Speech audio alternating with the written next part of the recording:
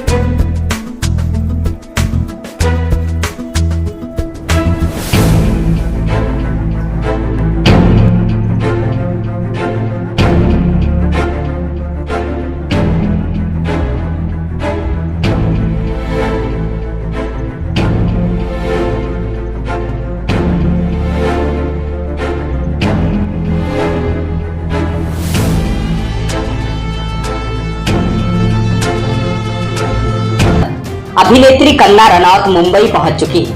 मुंबई में अपने घर पहुंचते ही कंगना रनौत ने महाराष्ट्र के मुख्यमंत्री उद्धव ठाकरे को कड़े शब्दों में सीधी चुनौती दी। कंगना ने कहा कि आज मेरा घर टूटा है, कल आपका घमंड टूटेगा। वक्त का पहिया घूमता है। कंगना ने कहा कि याद रखना, हमेशा एक जैसा नहीं रहता।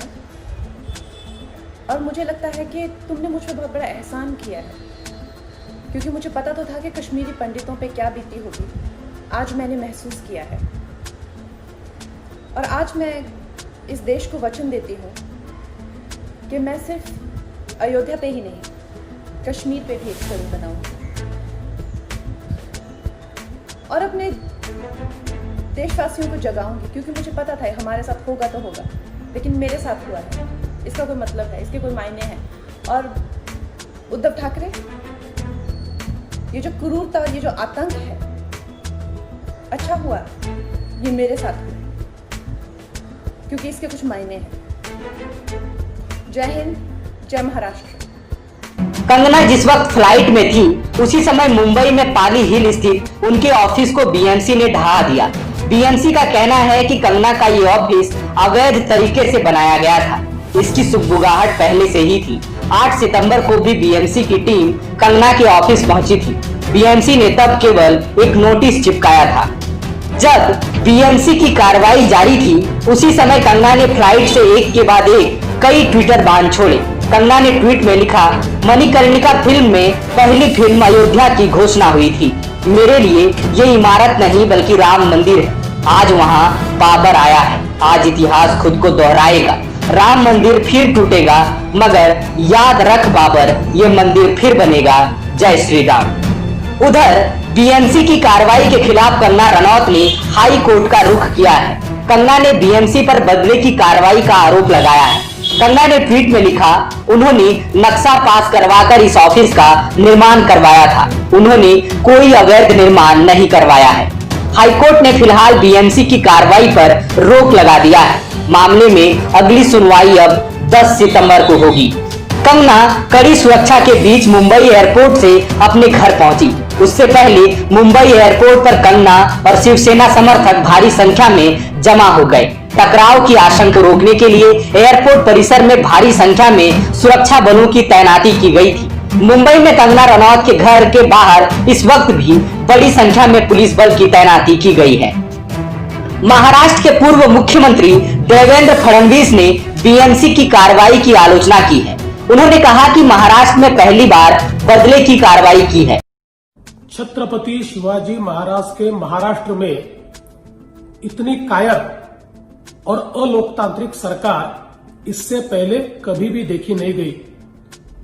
एक प्रकार से सरकार पुरस्कृत दहशत तैयार करने का काम महाराष्ट्र में हो रहा है। अपने विचारों के विरोध में कोई विचार रखे, वो व्यक्ति हो चाहे मीडिया कर्मी हो, उसके ऊपर दमनकारी नीति का अवलंबन ये सरकार करती है। किसी की बात गलत लगे इसलिए उसको रास्तों पर हम मारेंगे और सरकार उसको स्पॉन्सर करेगी। ये महाराष्ट्र में क्या इस देश में कभी हुआ नहीं है।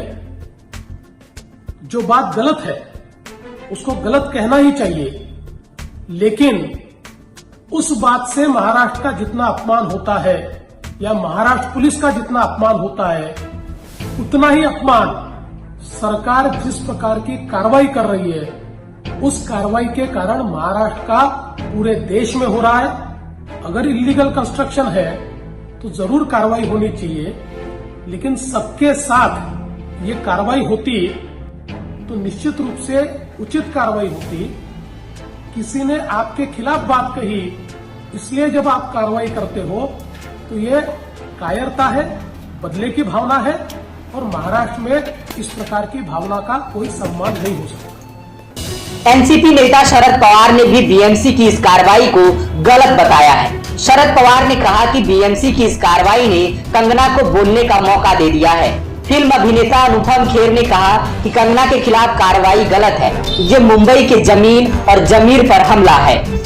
दूसरी तरफ फिल्म इंडस्ट्री में भी कंगना रनौत के खिलाफ लामबंदी नजर आ रही है। जाने माने सिनेमेटोग्राफर पीसी श्रीराम ने एक फिल्म में काम करने से मना कर दिया जिसमें कंगना लीड रोल में थी। कंगना ने भी इस पर पलटवार किया, लिखा, आप जैसे लीजेंड के साथ काम करने का अवसर चूक गया, ये पूरी तरह से मेरा घाटा है। मुझे नहीं पता कि आपको मेरे बारे में क्या असहज लगा, लेकिन मुझे खुशी है आपने सही फैसला किया। आपको शुभकामनाएं। देखना दिलचस्प होगा कि महाराष्ट्र सरकार और कंगना के बीच छिड़ा ये विवाद कहां जाकर थमता है। इस रिपोर्ट में फिलहाल इतना ही। देश दुनिया की बाकी खबरों के लिए देखते रहिए।